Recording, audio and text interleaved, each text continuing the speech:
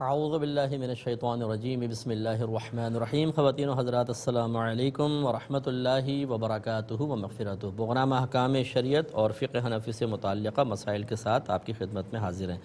کچھ offer question لیں گے۔ کسی نے پوچھا کہ اگر کوئی شخص پہلی رکعت میں 4 آیات اور دوسری میں 6 آیات پڑھ لے تو کیا وہ گناہ گار ہوگا؟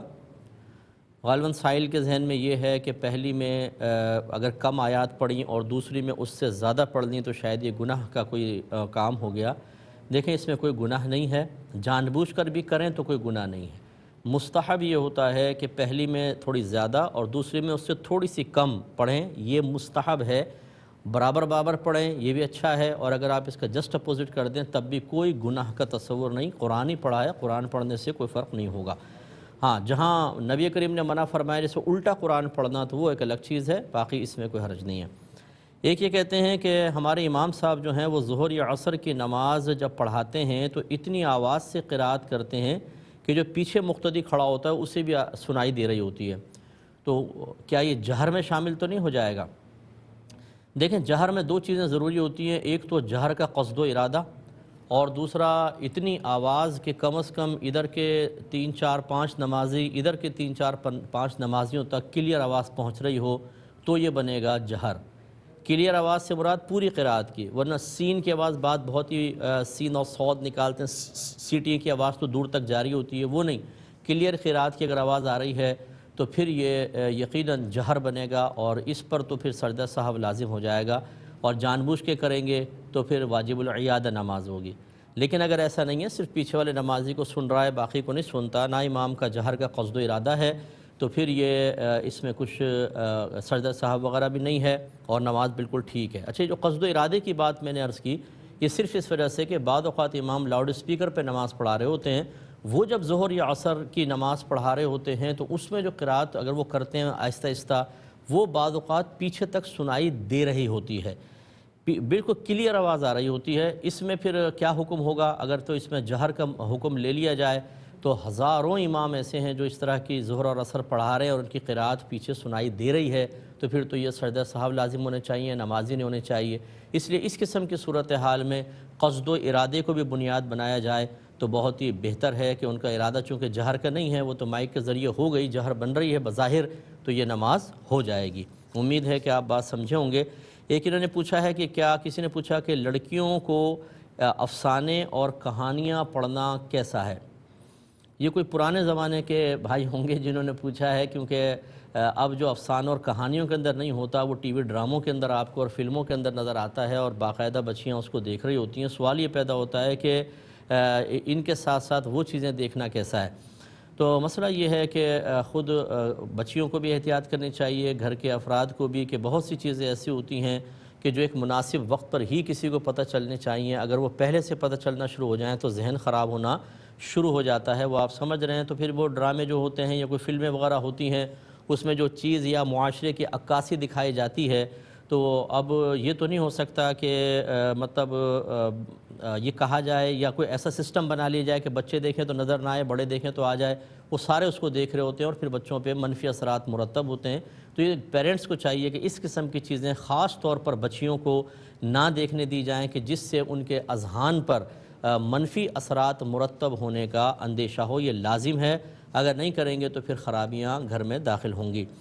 ایک یہ کہتے ہیں بھائی کہ ہماری والدہ کپڑے دھوتی ہیں تو پاک اور ناپاک کا خیال بالکل نہیں کرتی، سارے کپڑے ڈال دیتی ہیں، ہم بارہا ان کو سمجھاتے ہیں لیکن وہ مانتی نہیں ہیں، تو اب ہم کیا کریں؟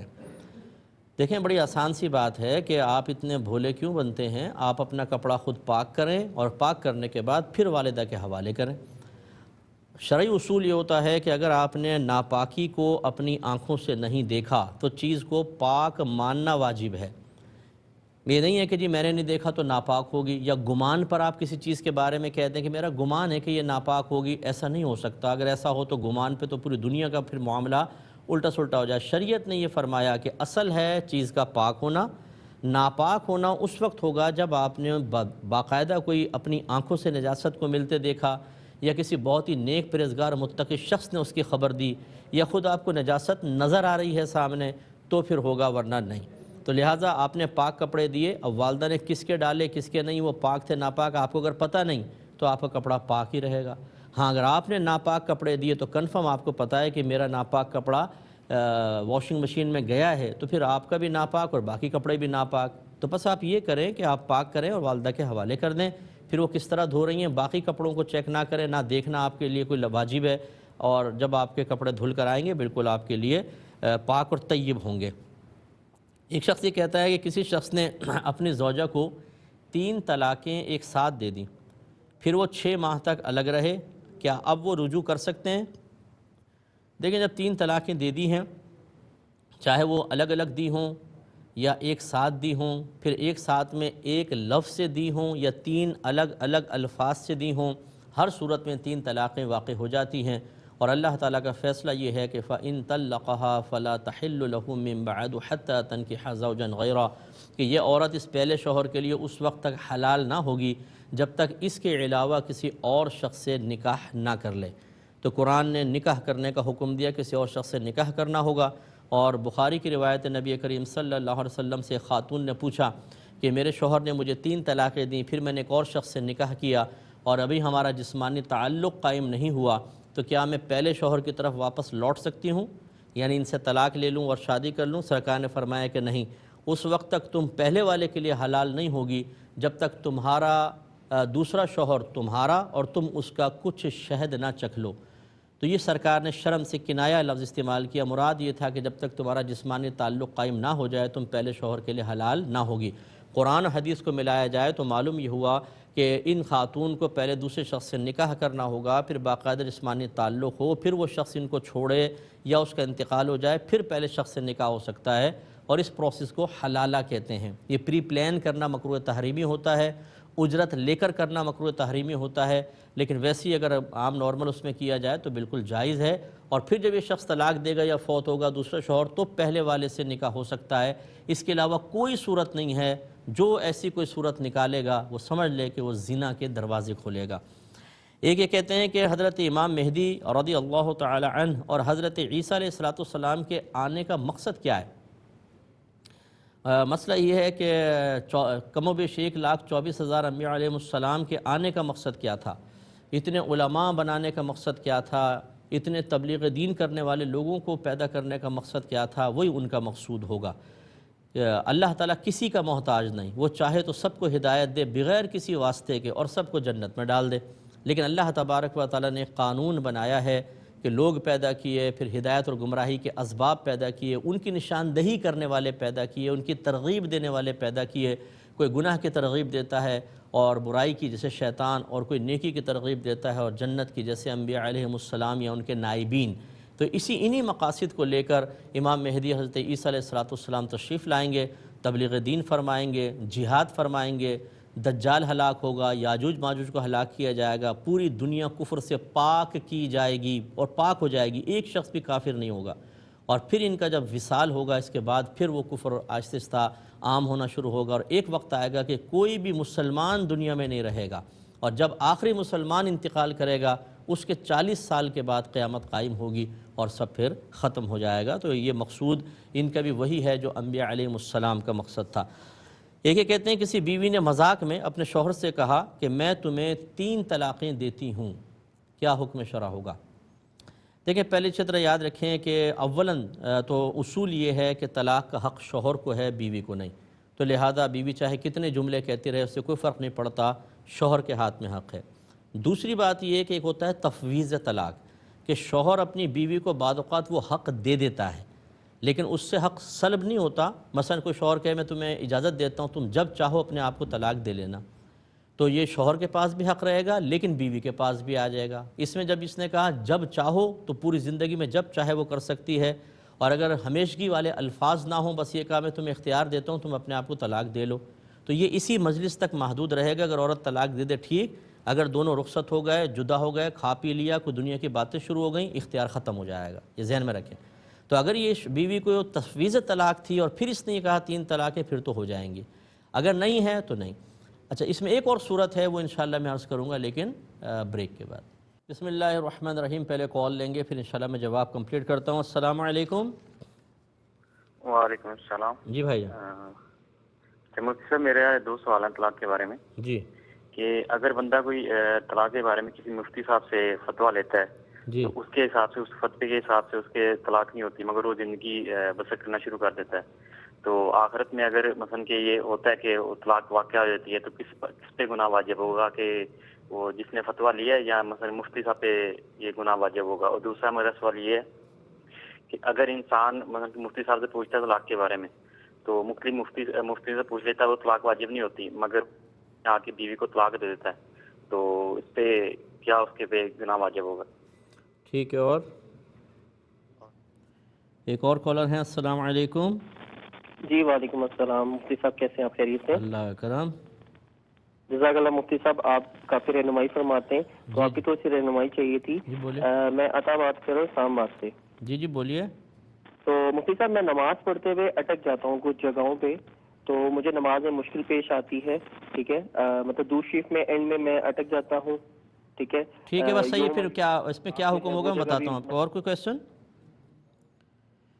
میں بتاتا ہوں انشاءاللہ۔ تو یہ بتا رہے تھے آپ کو کہ اگر بیوی مذاق میں شوہر کو کہے میں نے تمہیں 3 طلاقیں دیں تو کیا ہوگا، تو میں نے اس میں 3 صورتیں بتائیں۔ پہلا یہ کہ شوہر نے طلاق وغیرہ تفویض بالکل کچھ نہیں کی تھی تو کچھ بھی نہیں ہوگا، کیونکہ بیوی کی طرف سے طلاق واقع ہوتی نہیں ہے۔ اور اگر شوہر نے طلاقیں سپرد کی تھیں تو پھر اگر اسی مجلس میں یا ہمیشگی والے الفاظ تھے، عورت نے طلاق دی تو پھر طلاق ہو جائے گی۔ اور تیسری صورت یہ ہے کہ بیوی نے، شوہر نے طلاق تفویض نہیں کی تھی، لیکن جب بیوی نے کہا میں نے تمہیں 3 طلاقیں دیں اور شوہر نے جواب میں کیا میں نے قبول کی، تو اب فوراً 3 طلاقیں پڑ جائیں گی۔ یہ اچھی طرح یاد رکھیں، کیونکہ جب بیوی نے آفر کی اور شوہر اس کو قبول کر لے تو یہ شوہر کی طرف سے ہی طلاقیں دینا متصور ہوگا۔ مجھے ایسے کئی کویشچن آتے رہتے ہیں کہ ہم تو مذاق میں میاں بیوی بیٹھے تھے، یہ جملہ کہہ دیا وہ کہہ دیا۔ میرے پیارے بھائی اور بہنوں، میں آپ سے گزارش کرتا ہوں کہ جب آپ نے دین نہ سیکھا ہو، جب آپ نے مسائل نہ سیکھے ہوں، تو دین کو کبھی بھی مذاق کا حصہ نہ بنائیں۔ یہ ہو سکتا ہے کہ آپ کفر میں مبتلا ہو جائیں، کسی بدعت میں مبتلا ہو جائیں، یہ بھی ہو سکتا ہے اسی طریقے سے کہ آپ کی طلاقیں واقع ہو جائیں اور آپ کو پتہ بھی نہ ہو اور آپ حرام زندگی گزارنا شروع کر دیں، اور پھر بھولے پن میں یہ کہنا کہ جی ہمیں تو علم نہیں تھا۔ جب علم نہیں تھا تو پھر آپ نے کیوں اس طرح کیا؟ باہر کے ملک میں جب کوئی جانا چاہتا ہے تو پہلے وہاں کے پورے قوانین کا اچھی طرح مطالعہ کرتا ہے اور پھر ایک ایک قانون کو فالو کرتا ہے، کہ جس میں خاص طور پر کوئی پینلٹی لگنے والی ہوتی ہے یا ویزا کینسل ہو جائے گا، کوئی اور مسئلہ ہوگا، جیل میں جانا پڑے گا، وہاں بہت زیادہ اس کا خیال رکھا جاتا ہے۔ اس سے کہیں زیادہ اللہ کے قوانین کا خیال رکھنے کی ضرورت ہے۔ ایسا کبھی آپ نے دیکھا ہے کہ وہاں مذاق میں خلاف قانون کوئی کام کر دیا اور پھر کہا ہو مجھے تو پتہ نہیں تھا؟ ایسا کبھی بھی نہیں ہوگا، اور آدمی کا ذہن بھی بنا ہوتا ہے کہ نہیں بھئی میں ایسا کہوں گا تو یہ میرا ویلڈ نہیں ہوگا۔ اسی طرح آپ کا مذہب اسلام یہ کہتا ہے کہ مذاق میں آپ کوئی غلط بات کہہ دیں گے، یعنی طلاق دے دی، مذاق میں کچھ اور کر دیا، بعض اوقات اس پہ حکم مرتب ہوتے ہیں، خصوصاً طلاق پر، اور لا علمی عذر نہیں ہوتی اس قسم کے مسائل میں، اس لیے مذاق نہ کریں۔ آپ اپنے مذاقوں کو شستہ رکھیں اور اسی طرف لے کے جائیں جس کا تعلق دین سے نہ ہو۔ دین کو اگر مذاق کا نشانہ بنایا تو پھر خود مذاق کا نشانہ بننے کے لیے تیار رہیے گا۔ ایک کالر ہمارے ساتھ ہیں۔ السلام علیکم۔ وعلیکم السلام۔ جی بھائی جان۔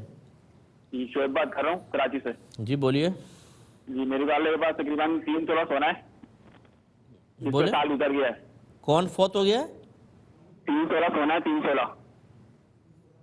اچھا 3 تولہ سونا ہے۔ ہلکا بولیے ذرا، تھوڑا چیخ کے نہ بولیں، آپ کی آواز پھٹ رہی ہے، ٹھیک ہے؟ تھوڑا سا ہلکا بولیے۔ 3 جی تولہ سونا ہے، اس جی پہ سال گزر گیا ہے، جی اور اس کے بعد ابھی میرے والد کے پاس کچھ پیسہ نہیں ہے، میرے ابھی کل پرسوں میں نا کچھ پیسہ ہے، تو میرے والدہ پہ زکوٰۃ ہوگی یا نہیں؟ یہ سال گزرنے کے بعد آئیں؟ جی ٹھیک ہے، میں بتاتا ہوں انشاءاللہ۔ ایک اور کالر ہیں۔ السلام علیکم۔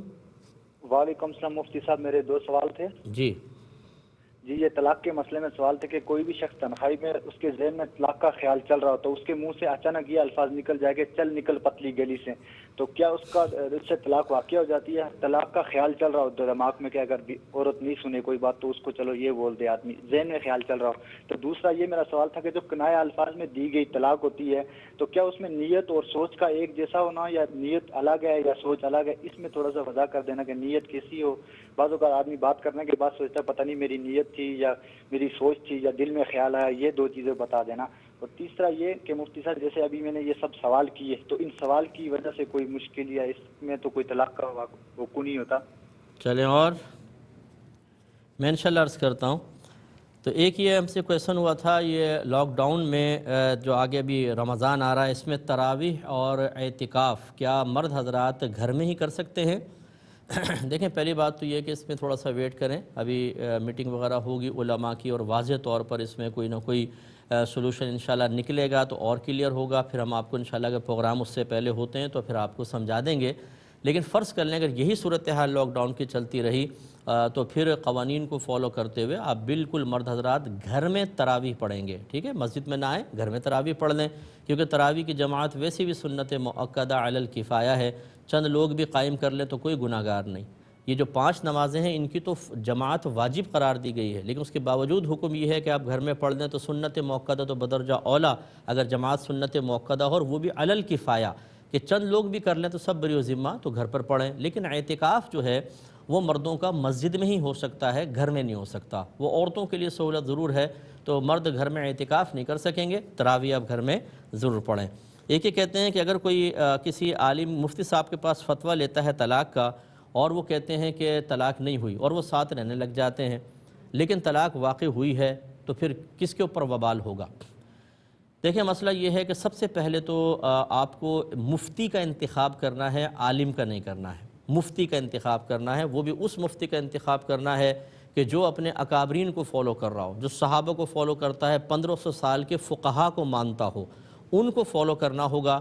اب اگر وہ فتویٰ دیتا ہے تو آپ کے لیے اس کا فتویٰ ایک شرعی حجت ہے، کیونکہ اللہ تعالیٰ نے ایک تو فرمایا فَاسْأَلُوا أَهْلَ الذِّكْرِ إِن كُنتُمْ لَا تَعْلَمُونَ، اگر تم نہیں جانتے اہل علم سے پوچھو، تو آپ نے پوچھا۔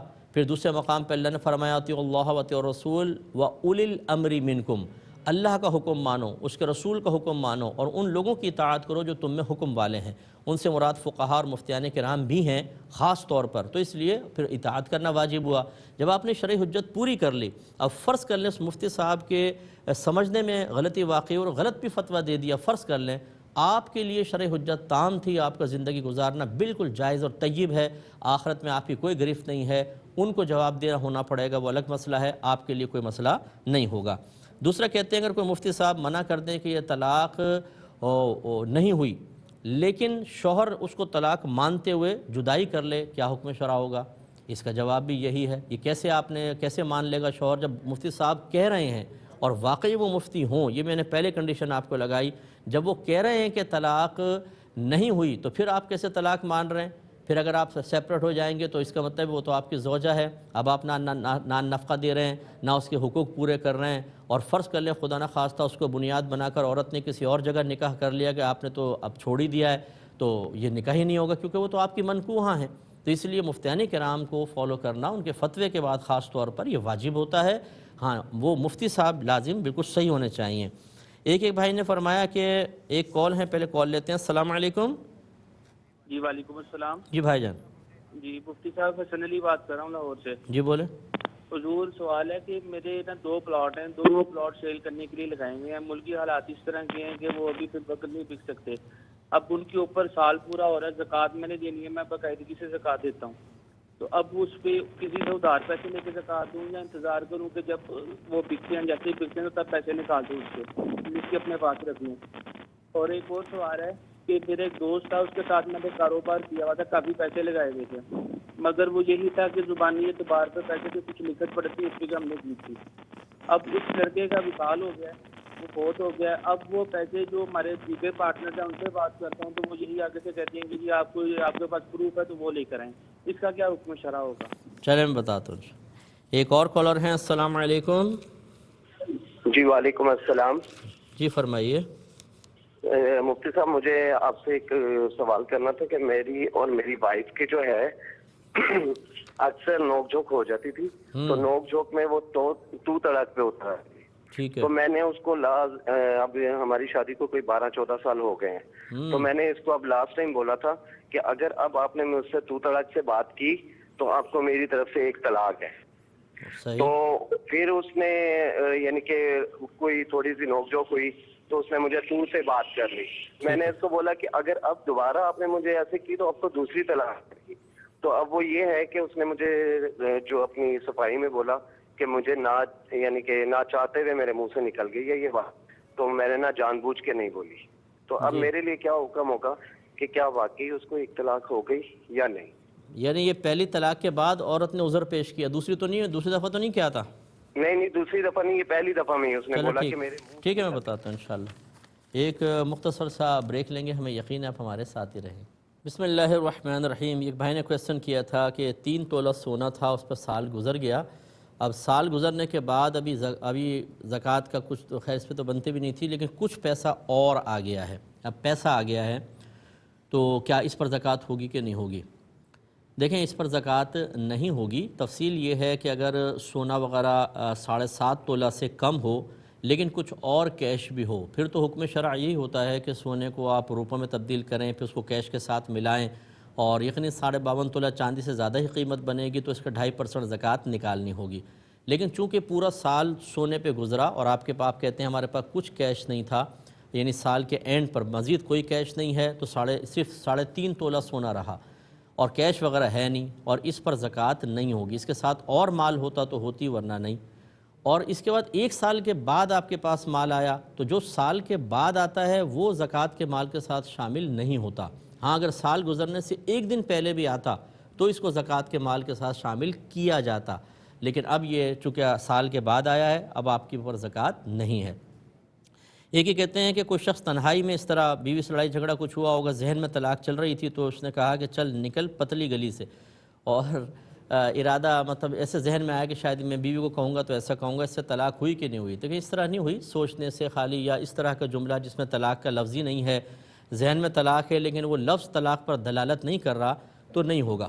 مثال کے طور پہ کسی شخص کے ذہن میں طلاق چل رہی ہے اور وہ کہے دیوار، اور کہے طلاق چل رہی تھی نا، میں نے دیوار سے طلاق مراد لے لی، تو ایسا نہیں ہوتا ہے۔ وہ جو آپ مجھ سے الفاظ ادا کر رہے ہیں وہ کچھ نہ کچھ طلاق سے تعلق تو رکھتے ہوں، کوئی ترک سے جدائی سے تعلق رکھتے ہوں، تب ہوتی ہے، ورنہ نہیں ہوگی۔ ایک یہ کہتے ہیں جو کنایا لفظ ہے اس میں کہتے ہیں کہ جب شوہر کی نیت ہوگی تو طلاق ہوگی، ورنہ نہیں۔ تو نیت اور سوچ میں کیا فرق ہے، خیال میں کیا فرق ہے؟ دیکھیں، فرق یہ ہے کہ خیال اور سوچ جو ہے اس میں پختگی نہیں ہوتی، آیا اور چلا گیا، سوچ آئی اور چلی گئی، اس میں ارادے کا کوئی دخل نہیں ہوتا، جبکہ نیت پختہ ارادے کا نام ہے۔ تو اب اس سے آپ فرق آسانی سے کر سکتے ہیں۔ یہ کہتے ہیں کہ کسی مفتی صاحب سے طلاق کا سوال کیا تو طلاق واقع تو نہیں ہوتی؟ تو میں نے آپ کو پچھلے پروگرام میں بتایا تھا، اس طرح نہیں ہوتی۔ اسی طرح پڑھانے میں، تدریس کرنے میں ہم 50 دفعہ طلاق کے الفاظ بلکہ پورے جملے بلکہ اس طرح کے الفاظ میں نکالنے پڑ جاتے ہیں کہ میری بیوی کو طلاق جیسے لکھا ہوا ہے تو اس کو پڑھ دیا، تو وہاں طلاق دینے کا قصد و ارادہ تو نہیں ہوتا، تو اس سے کوئی طلاق واقع نہیں ہوتی ہے۔ یہ بھائی کہتے ہیں کہ انہوں نے 2 پلاٹ رکھے ہوئے ہیں سیل کرنے کے لیے، لیکن وہ بک نہیں رہے ہیں موجودہ حالات کے تحت، اور ہر سال ان پہ زکوٰۃ نکالتے ہیں، تو اب کیا کریں، پیسہ کیش وغیرہ ہے نہیں۔ لیکن سب سے پہلے تو بہرحال آپ اس پہ زکوٰۃ نکالتے ہیں، یہ اچھی چیز تھی، لیکن میں تھوڑی سی وضاحت کر دیتا ہوں کہ یہ پلاٹ کس نیت کے ساتھ خریدے تھے یہ آپ کو سوچنا ہوگا۔ اگر تو صرف بیچنے کی نیت سے خریدے تھے کہ ابھی لے کے رکھ لیتے ہیں بعد میں پروفٹ کمائیں گے، تو پھر تو یہ مال تجارت تھا، سال بہ سال زکوٰۃ نکالنا بالکل ٹھیک تھا، اور آپ ابھی نہیں بک رہے تو موجودہ قیمت بہرحال پراپرٹی ڈیلر سے لگوا کر اس کی زکوٰۃ آپ بنا کر رکھ لیں، جب کبھی یہ بکیں یا آگے آپ کے پاس پیسہ آ جائے تو وہ زکوٰۃ آپ کو ادا کرنی ہوگی۔ اور اگر آپ نے یہ تجارت کی نیت سے نہیں لیے تھے، رہنے کے لیے تھے، یا یہ ارادہ بھی تھا کہ بیچ دیں گے، لیکن ساتھ میں یہ بھی تھا نہیں بکے تو اپنا گھر بنا لیں گے، بچوں کو تحفے میں دے دیں گے، تو یہ 2 نیتیں جب شامل ہو جاتی ہیں تو یہ مال تجارت نہیں رہے گا، اب اس پر زکوٰۃ لازم نہیں ہوگی۔ یہ کہتے ہیں کہ میں نے کسی کے ساتھ زبانی مطلب ایگریمنٹ کر کے پیسہ کافی سارا انویسٹ کر دیا، اب اس شخص کا انتقال ہو گیا، دیگر جو پارٹنرز ہیں وہ کہتے ہیں کوئی پروف لاؤ تو ہمیں پتہ چلے کہ تمہارا پیسہ اس میں شامل تھا، ورنہ ہم کیسے تمہاری بات مان لیں۔ تو اب یہ پریشان ہے۔ دیکھیں، مسئلہ یہ ہے کہ جب ہم قرآن و حدیث کی نہیں سنیں گے تو ایسے ہی ہوتا ہے۔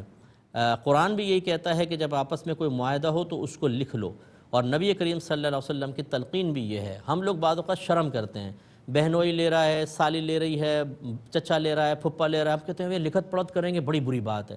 اچھا اگر کریں تو سامنے والا ناراض ہوتا ہے، یار تمہیں ہمیں پہ اعتماد نہیں ہے، لکھوا رہے ہو، سائن کروا رہے ہو، بھائی شریعت ہے، یہ مستحب ہے۔ کسی کو بھی آپ پیسہ دیتے ہیں، کل کو وہ فوت ہو جاتا ہے، اس کے گھر والے کبھی بھی آپ کو قرضہ نہیں دیں گے، بولیں گے لاؤ پروف لے کر آؤ۔ آپ مروتوں میں چلتے رہیں، شریعت کا خون کرتے رہیں، چاچا کی مروت صحیح ہے، مامی کی مروت صحیح ہے، بھائی کی مروت میں کام ہوگا، ابا اماں کی مروت میں کام ہوگا، اللہ رسول اور دین کی مروت کوئی نہیں، اس شریعت کا کوئی خیال نہیں۔ نتیجے یہ نکلتے ہیں جیسے اب آپ پریشان ہیں، شدید قسم کے پریشان ہیں۔ اب آپ جب شریعت کو نہیں مانیں گے، جب آپ شریعت کی تلقین پہ نہیں چلیں گے، اللہ اس کے رسول کی حکمتیں آپ کو اپنی سوچ اور فکر کے مقابلے میں اتنی سی نظر آئیں گی تو یہ تو نتائج بھگتنے ہوں گے۔ اب ہم آپ کے لیے دعا کر سکتے ہیں اور کچھ نہیں ہو سکتا۔ اللہ تعالیٰ آپ کو اس کا بہترین اجر دنیا اور آخرت میں عطا فرمائے۔ یہ بھائی کہتے ہیں کہ زوجہ سے میری انبن چلتی رہتی ہے تو وہ تو طلاق پر اتر آتی ہے، تو ایک دفعہ میں نے کہہ دیا اور 12-14 سال ہو گئے شادی کو، یہ بھی ذہن میں رکھیں۔ تو یہ تو طلاق ایک دفعہ بیوی نے کر دی، تو انہوں نے جملہ یہ کہا تھا کہ اگر تو نے آئندہ تو سے بات کی تو تجھے 1 طلاق۔ تو اب پھر میں نے جب وہ ہو گئی تو میں نے دوبارہ کہا اب اگر تو نے پھر تو سے بات کی دوسری طلاق ہو جائے گی۔ تو بیوی کہتی ہے میرا ارادہ نہیں تھا، ویسے تو نکل گیا، تو کیا حکم شرع ہوگا؟ دیکھیں ارادہ ہو یا نہ ہو، بہرحال تو اور طلاق پر چونکہ آپ نے طلاق کو موقوف رکھا، جیسے بیوی نے کیا کہا 1 طلاق تو ہو گئی، آپ دونوں رجوع کر لیں۔ رجوع کا مطلب یہ ہے کہ جیسے آپ نے یہ طلاق ہوئی تھی آپ کہہ دیتے میں تجھ سے رجوع کرتا ہوں، یا 3 حیض کے اندر کہہ لیں تو بغیر نکاح کے آپ ساتھ رہ سکتے ہیں، یا میاں بیوی کا کوئی بھی تعلق جو ہوتا ہے وہ آپ قائم کر لیں تو یہ رجوع ہو جائے گا 3 حیض کے اندر۔ اور اگر 3 حیض گزر گئے تو پھر نکاح کے ساتھ آپ رجوع کر سکتے ہیں۔ اگر اس سے پہلے کوئی طلاقیں نہیں ہوئی، جیسے پہلی ہوئی ہے غالباً اور تو نہیں ہوئی، تو آپ رجوع کر سکتے ہیں۔ لیکن میرے گزارش یہ ہے، ایک تو بہنوں سے تمام جتنی میری بہنیں ہیں کہ دیکھیں آپ بعض اوقات اس کو فوراً منفی سوچ کے ساتھ دیکھتی ہیں، منفی سوچ کے ساتھ کہ یہ مفتی صاحب چونکہ مرد ہیں اس لیے مردوں کی کر رہے ہیں، یہ نہیں۔ میں آپ کے نبی کی بات آپ کو بتا رہا ہوں۔ نبی کریم صلی اللہ علیہ وسلم نے ارشاد فرمایا کہ عورت کا مرد جو ہے اس کا حق بہت زیادہ ہے عورت پر، اور اس کو بیان کرتے ہوئے سرکار نے فرمایا کہ اگر میں کسی مخلوق کو سجدہ کرنے کا حکم دیتا تو بیویوں کو حکم دیتا کہ وہ شوہروں کو سجدہ کریں۔ اور سب سے سرکار نے فرمایا سب سے زیادہ حق عورت پر ماں باپ کا ہے، لیکن شادی کے بعد شوہر کا ہے، تو اس لیے شوہر کا حق سب سے زیادہ ہے۔ تو جب ماں باپ کا حق زیادہ ہے، میں آپ سے پوچھتا ہوں دائرہ دم میں رہ کے کیا اپنی ماں سے اپنے والد سے تو طلاق کر کے سینے پہ چڑھ کر اور گالیاں بک کر اور لاؤڈلی چلا کر گفتگو کرنا صحیح ہے؟ نہیں۔ تو شوہر کا حق ماں باپ سے بھی زیادہ ہو جاتا ہے، یاد رکھیں۔ تو اس کے ساتھ کیسے جائز ہو جائے گا؟ پھر آپ اپنے بچوں کے لیے رول ماڈل ہیں، خود اپنی بچیوں کو کیا سکھا رہی ہیں کہ اپنے شوہر سے ایسے بدتمیزیاں کرو؟ تو یہ غلط ہوتا ہے۔ اسی طرح شوہر حضرات کو بھی چاہیے کہ وہ بھی خیال کریں کہ اگر اللہ تعالیٰ نے کمزور مخلوق کو ہمارے تابع کیا ہے تو اس کا مطلب یہ تو نہیں ہے کہ اس کو جیسا چاہیں گالیاں بکیں، ماں بہن کی تھپڑ ماریں، مکے ماریں، لاتیں ماریں، بچوں کے سامنے مہمانوں کے سامنے ذلیل کریں۔ آپ کو حق حاصل ہو گیا، ایک ایک چیز کا حساب دینا ہوگا، وہ بھی انسان ہے، مخلوق ہے، دونوں کے حقوق برابر ہیں، درجہ شوہر کا زیادہ ہے، اس کا انکار نہیں ہے، لیکن حقوق تو بیوی کے بھی ہیں، وہ بھی ایک انسان ہے۔ تو اب یہ 12-14 سال ہو گئے آپ کو لڑ لڑ کے اور حتیٰ کہ طلاقوں تک نوبت، کیوں نہیں دونوں سنبھل جاتے کہ بھئی مناسب نہیں ہے، اب بہت ہو گیا، بس چلو اب تو عمر بھی آپ لوگوں کی کافی ہو گئی ہوگی کہ اب یہ جھگڑے فساد ختم کرو، گھر میں ایک پاکیزہ سا ماحول بناؤ، کوئی دن تو ایسا گزر جائے جس میں ہم ایک دوسرے کو غصیلی نگاہوں سے نہ دیکھیں، ایک سلطان راہی دوسرا مصطفیٰ قریشی نہ بنے، پیار سے دیکھیں، تحفے تحائف دیں، اچھی محبت والی باتیں کریں، بچوں کے دل بھی خوش ہو جائیں گے کہ آج تو امی ابو بڑے خوش بیٹھے ہوئے ہیں۔ اس کا ہمیں بہت زیادہ خیال کرنا چاہیے۔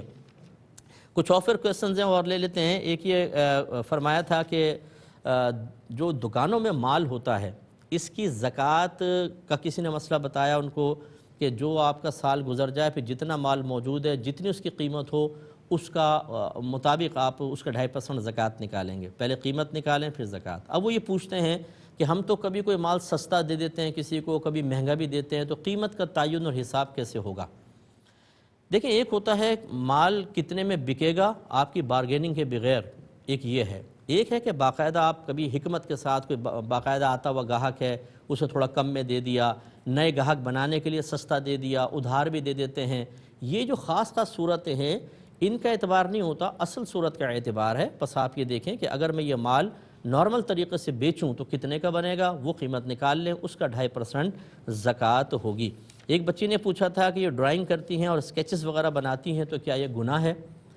دیکھیں جاندار کی اگر چہرے کی تصویر بنائی اور اجازت شرع کے بغیر بنائی تو بالکل گناہ ہے۔ اجازت شرع کیا ہے؟ ایک تو ہے مجبوری اور ضرورت کی صورت، کہ مثال کے طور پر سے پہلے زمانے میں تھا، اب تو نہیں ہے، کہ وہ کیمرے سے تصویریں کھینچتے تھے، نیگیٹو بنتا تھا یہ، یا آج کے دور میں ڈیجیٹل کیمرے سے ہی کھینچا لیکن اس کی پک نکالنی ہے، پازیٹیو بنانا ہے، کہیں ڈاکومنٹس وغیرہ میں لگانا ہے، یہ شرعاً جائز ہوگا۔ اسی طریقے سے بعض اوقات مطلب جو پولیس والے ہوتے ہیں یا ہمارے ادارے ہوتے ہیں وہ دہشت گرد وغیرہ ہوتے ہیں ان کے اسکیچز بنواتے ہیں کہ لوگ بتاتے ہیں ایسا تھا، ناک ایسی تھی، بنا لیا اسکیچ، تو اس سے پکڑنے میں آسانی ہوتی، یہ جائز ہے، ادھر اجازت شرع بالکل ہوگی۔ لیکن شوقیہ بنانا یا اس کو بزنس کے اعتبار سے کہ شکل بنا کے صورت بنا کے بیچ کر پیسے لینا، یا کسی کو سامنے بٹھا کے اسکیچ بنا کر بڑا اوریجنل بنا لیتے ہیں بعض لوگ، اس کے پیسے لیتے ہیں، یہ بالکل ناجائز اور گناہ ہے، شریعت نے اس سے سختی کے ساتھ منع فرمایا ہے۔ ایک یہ بہن نے فرمایا کہ ان کی بچی چھوٹی سی تھی، 15 دن کی تھی، اس کو شدید بخار ہوا اور پھر وہ فوت ہو گئی۔ تو کسی نے یہ کہا کہ اس بچی کے لیے 40 دن تک دودھ ایصال ثواب کرو، کیا یہ صحیح ہے؟ یہ بالکل جہالت کی بات ہے۔ اسی طریقے سے بعض لوگ کہتے ہیں جیسے ابا جان فوت ہو گئے تو جو ابا جان کھاتے پیتے تھے نا، جو پسند کرتے تھے، 40 دن تک صدقہ کرو، کوئی لازم نہیں ہے، یعنی 40 دن بھی صدقہ کرنا لازم نہیں ہے، ان کی پسند کی چیز بھی لازم نہیں ہے۔ آپ صدقہ کرنا چاہیں 100 دن کرتے رہیں، 100 سال کرتے رہیں، یہ تخصیصات خواہ مخواہ کی لگانا، یعنی بعض کہتے ہیں اگر وہ مردہ 7 اپ پیتا تھا تو 7 اپ بھی دو تاکہ اس کو زیادہ خوشی ملے گی، اس سے کوئی خوشی نہیں ملے گی بھائی جان۔ تو یہ جس نے بھی کہا بالکل غلط کہا۔ دوسرے ان بہن نے کہا کہ کسی نے جب بچی بیمار تھی مجھ سے کہا کہ تم یہ منت مان لو کہ اگر میری بچی ٹھیک ہو گئی تو میں یہ بچی کسی بے اولاد ماں باپ کو دے دوں گی تو یہ بچی ٹھیک ہو جائے گی، لیکن میں نے نہیں دی اور وہ فوت ہو گئی، تو کیا حکم شرع ہوگا؟ دیکھیں بالکل جس نے یہ کہا بالکل غلط کہا، ایسا بالکل کوئی ایسی شریعت نے نہیں کہا، تو آپ بالکل گلٹی فیل نہ کریں۔ اگر آپ دے بھی دیتی ہوتا وہی جو اللہ تبارک، یعنی منت مان بھی لیتی وہی ہوتا جو اللہ تعالیٰ چاہتا ہے، وہ فوت ہی ہوتی۔ اب چونکہ وقت ختم ہو رہا ہے، اپنے میزبان کو، ہماری کیو ٹی وی کی پوری ٹیم کو اجازت مرحمت فرمائیں۔ آپ ہمارے لیے دعا کیجئے، ہم آپ کے لیے دعا گو ہیں کہ اللہ تبارک و تعالیٰ آپ کو اس موجودہ وبا سے مکمل طور پہ محفوظ رکھے، آمین۔ وآخر دعوانا ان الحمد للہ رب العالمین۔